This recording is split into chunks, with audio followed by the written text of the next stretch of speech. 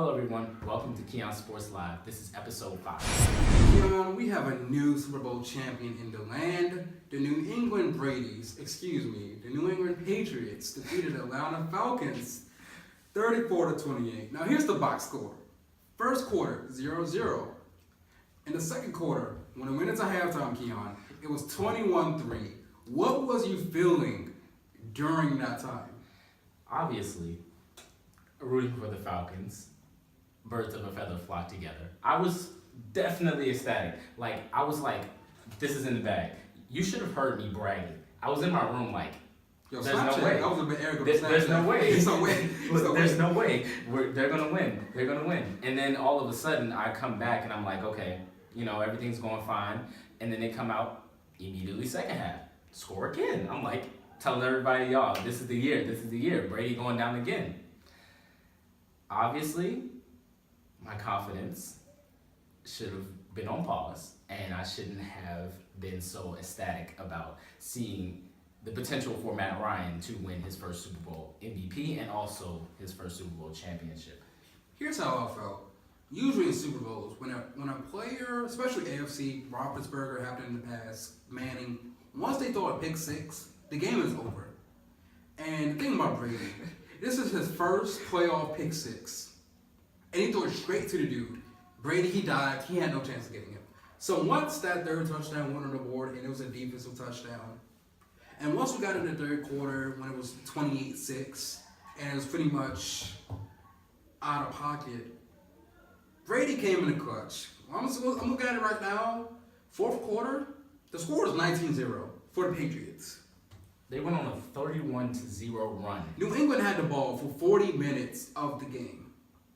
New England had, I'm going to go down the stat list, 37 first downs, 93 total plays, 546 yards of total offense, 13 total drives, 442 passing yards, which is a new Super Bowl record. That record might not be working for a while. All right. Red zone, Atlanta did better in the red zone, but Atlanta got killed by penalties, 65 yards over penalties. Right. But there were some unfair penalties. Yeah. Throughout the game, you saw the Patriots. It was a drive. I can't even remember what quarter it was in. They literally had 3 or 4 back-to-back consecutive penalties. I think they scored a touchdown on that. Right, and they ended up scoring a touchdown. And it's those penalties, you can call those as flags. But at the same time, just like there's holding on any play, there's also defensive holding on every given play that I don't feel like that you should have given as a ref. Should have given them 4 first downs on one possession simply because of holding on third down. You got to see that there's a trend coming here. And I think the refs, not rigged the game obviously, but it was just so disappointing to see that. Because even just when you're in NBA, in the last 10 seconds, you don't call a foul just because, somebody got fouled. Yeah, it's like a 25 commercial. Exactly. Right. You just don't do it. It's just something that's natural not to do. So it was just a little weird. In contrary, compared to last year's Super Bowl, I felt like last year's Super Bowl would have been more rigged because Manning, he was going out. Oh, let's go out. Let's give him a championship. That was ridiculous. But I feel like this year, the fix wasn't in because Atlanta was whooping the Patriots. Atlanta was the same thing they did it to Seattle, a former Super Bowl champion. Same thing they did to Aaron Hail Mary every single 2 seconds Rodgers. The Scott double check. The same thing they was doing to them. They did it to the Patriots. But I feel like what really decided this game was Tom Brady. Yeah. Like we said a couple minutes ago, we was talking before the video started. Brady is an all-time great. He's a GOAT. But coming to this game, people's doubting him because, Montana's better than him. It's unfortunate that a 4-time Super Bowl winner, now 5-time Super Bowl winner, he had to have a clutch moment just to prove to people. So when I look back on the Super Bowl, it was basically Brady, he needed to come back. He needed this moment to really prove to people that I'm the GOAT. The fact that he missed 4 games and never missed a beat, and yeah, okay, cool, he had some rest. But in football, if you miss 1 game, you're gonna be resting when you come back. Right. And the fact that they pretty much went 14-2 in the regular season, they lost to Seattle close, they lost somebody else close and never got blown out, and they pretty much destroyed the Steelers and everybody they face in playoffs. Just proves why Tom Brady is the best quarterback of all time. Without a doubt. Manning, you can have your regular seasons. I'll have my Lombardis. Exactly. I will have my 7 Super Bowl appearances. 7. This is 01. That's basically 16 years. He had a deep, like it's the difference in championships won, like his first championship to his last, is absolutely astonishing. And the fact that his first couple Super Bowls he got helped out by his defense, but his last 2 Super Bowls, he had to win those games. Yeah.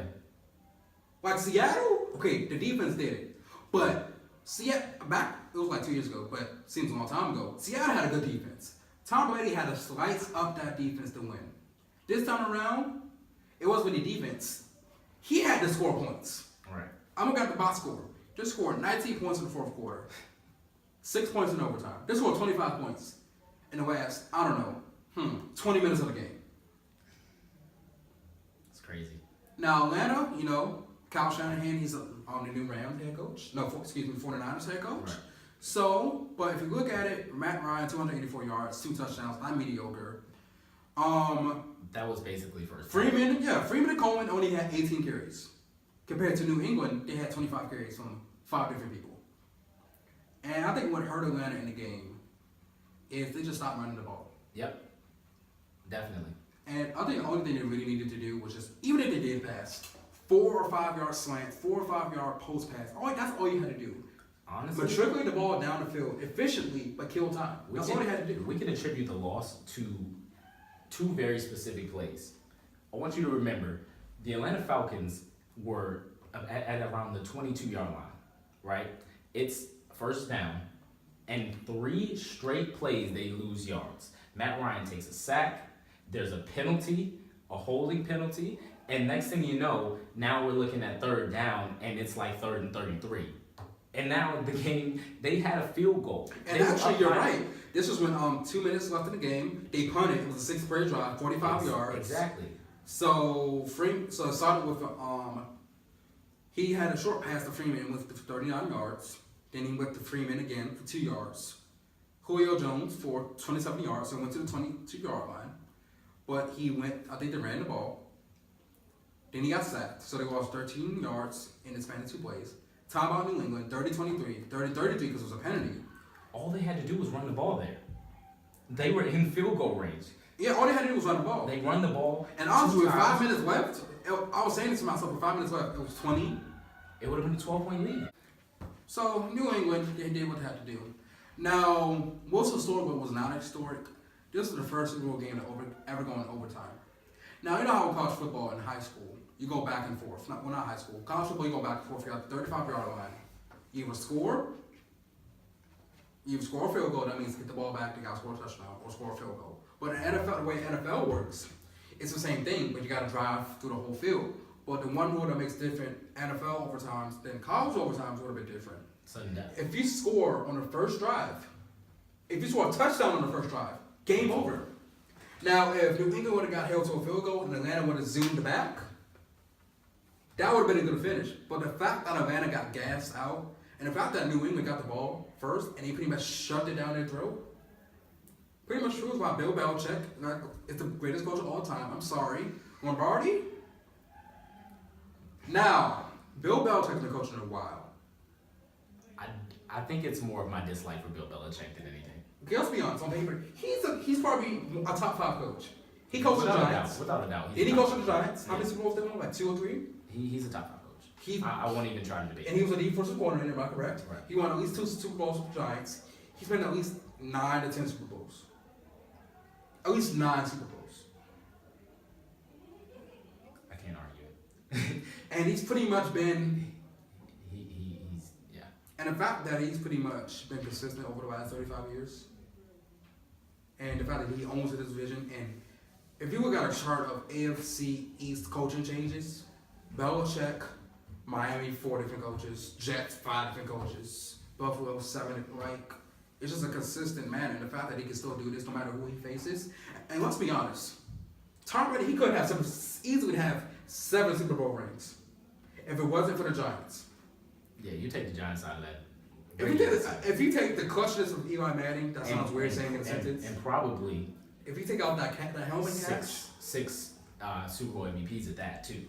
Because people forget to realize, some of the all-time great quarterbacks, they never get blown out. What makes Tom Brady different than Peyton? Peyton Manning, in his Super Bowl losses, he got blown out. Seattle crushed him. New Orleans shocked him. Brady, the reason he lost wasn't because of him.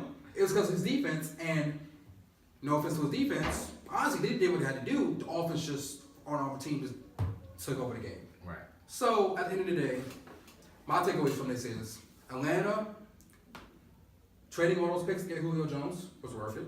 Definitely. Getting Coleman and Freeman was worth it. Matt Ryan, he's in the right place. They just got to make sure they build again. We can't see another Denver Broncos because the Broncos they got to ready for the playoffs. And Carolina was never in it. And when it comes to the Patriots, Brady is a go. And honestly, he can play another 2 years and probably run another ring. Because honestly, to me, the only team they have to beat is Oakland. We can't forget about the contribution from Taylor Gabriel either. Of course. He was absolutely great. Without him, I don't think the Falcons are in it. I don't think that they, have that big lead. Yeah, 3 receptions, 76 yards. And those 3 receptions were key. And his longest reception, I think he had the longest reception for the whole team, was 35 yards. And I think he had the longest reception of the whole game, and he had 5 targets. He played great for his standards. We don't expect that from a guy like him. It was great to see a guy step up in the Super Bowl. And we always have those players, like Malcolm Butler a couple years ago. They're the guys that just step up in the biggest moments. But if you think about it, the way Tom Brady's been just cut up Atlanta's defense. James White had 110 yards receiving. Edelman had 87. Amendola had 78. Malcolm Mitchell, he's an unknown, 70. Martellus Bennett, 62. Chris Hogan, 57. And every time they touched the ball, it felt like something huge. And who are those guys? And James White, he's a running back, got 16 targets. If Tom Brady did not get the MVP, James White deserved MVP. One receiving touchdown. I will make the case. One receiving touchdown and 2 rushing touchdowns. Including the game-winning touchdown. And with Garrett Blunt, I know he fumbled, but he didn't even score. He's not. He's starting running back. He's starting running back. And the fact that I'm going to say a third string because Deion Lewis is over him. Right. Because I respect Deion Lewis. He's right. For the fantasy football, when he's out there, Deion Lewis is a beast. Yeah. So it's the fact that Brady and Belichick pretty much included their whole depth chart and still found a way to win and not choke because of it. It just proves why Belichick is great. It shows why. And Brady is just Brady. And no offense to Atlanta, only reason Atlanta lost this game, well, there's many reasons, but this comeback would have never been completed if they faced anybody but Brady in the Super Bowl. If they would have faced Roethlisberger and all that, I don't care, Carr, fine, they would have won. But when Tom Brady gets on the field, and when Belichick puts on his hoodie, and once again, when Tom Brady gets on that field, it's game over. I don't care who you face. He has a winning record against every single team in NFL that he has faced except the Broncos. I think he's 7-9 against the Broncos. And that's still a pretty much good record.